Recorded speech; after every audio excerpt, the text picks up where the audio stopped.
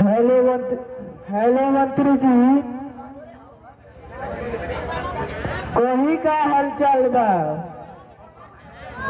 सब ठीक ठाक बानू? वही बात बा 50 करोड़ के टीका के ई का कहत बारी मंत्री जी, हम भला रउआ से अलग थोड़ी बानी। बात रउआ करी राउंड कमीशन मिल जाई, बस कसम टेंडर हमारे के मिले के चाहिए। अब पुलिस दरोगा तो हमारे मुट्ठी में रहेला।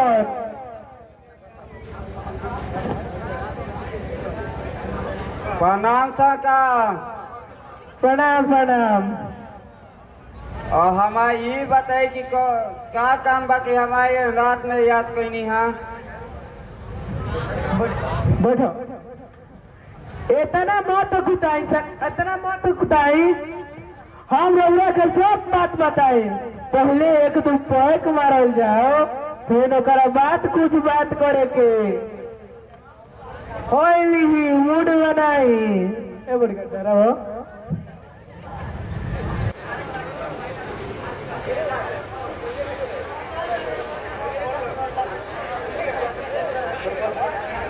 अब बताई सरकार, लौला ऊपर कौन आफत आ गई बा जेकरा चाहते हमारा के ये रात में बोलौले बानी। हमारा ऊपर ऐसा कोनो आफत नहीं के आई, बल्कि हमारा केकरा ऊपर आफत बने के बा।